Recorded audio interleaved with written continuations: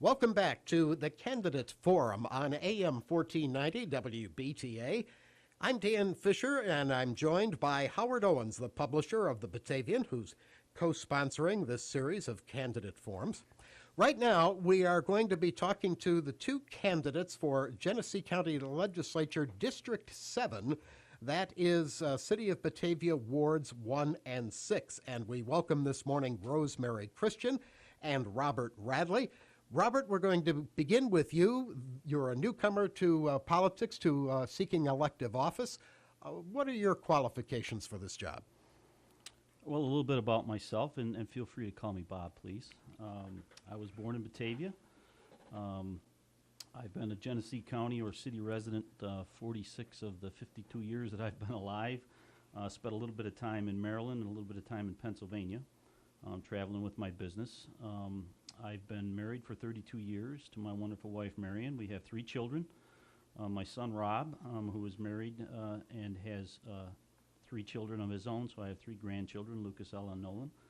And I went to school at Sacred Heart Church on the south side, went to Notre Dame High School, graduated from Erie Community College with an associate's degree in civil engineering, and then I went to State University of New York at Buffalo. I have a bachelor's degree in civil engineering, and I also did some graduate work at Lehigh University. I'm a licensed engineer in the state of New York and 8 other states. When I got out of school, I worked for Bethlehem Steel from 1981 to 1986 as a facilities engineer. I then joined Bergman Associates and worked my way up to the manager of the structures group there. And in 1993, myself and 2 other partners split off and started our own engineering firm, FRA Engineering. And we grew that from 3 people to over 100 people with offices in Western New York and Atlanta. And in 2007, we sold the business, and I still work for the company that bought us. In fact, I am responsible for offices from Raleigh all the way up to Maine. With respect to public service, I have 9 years of experience on the City of Batavia School Board, and I was the president 2 of those years. Okay. And Rosemary Christian, been a familiar voice in politics throughout Batavia for some time, but tell us about, for those who don't know, your history in public service here. Well, first of all, thank you very much for having us. And I am Rosemary Christian. I am the daughter of James Saformo and Florence Fakowski. I am the youngest of 9 children. I have lived basically all my life on the south side for a couple of years. My oldest daughter, Justine, was born in Fort Carson Army Hospital. I have 4 daughters. I have 2 grandsons that are involved in hockey, and they are involved in soccer, and they are involved in football. I went to Jackson School, a school you wouldn't remember, Lincoln School, and that was on William Street, and Batavia High, and I have an associate's degree from GCC in political science. Now, how long have you served on City Council? 18 years. 18 years, and I've enjoyed every bit of it. Just briefly, why now considering a move to the legislature? I think it's time for a move. I think when I attend a lot of the meetings, I just see everybody just saying yes, yes, yes. I think they need some opposition to some of the points they are introducing. Let's move to the questions now with the publisher of The Batavian, and welcome Howard Owen. Howard? Thank you, Dan. So with the, and Rosemary, we'll go ahead and start with you. With the talk of consolidation between the town and the city, that's brought up at some people, Frank mentioned it in this morning's segment, about maybe moving towards a county-wide consolidation, bringing all the towns and villages and cities and the county government itself into one unified government. Is that something that you would think would be a good idea? Is it something you would support? The consolidation, I really don't think we have to consolidate to get the services that we really need. We can provide services, we have facilities that we can share, and equipment that we can share. I don't see why we need the consolidation. Okay, Bob? Howard, I'm in favor of consolidation. I think that anywhere that there's overlap in government, it makes sense to consolidate to try to save money. Would you consider that there's overlap between a town of Stafford or a town of Alabama or a village of Oakfield and county government? Sure. I mean, just look at something as simple as the highway department.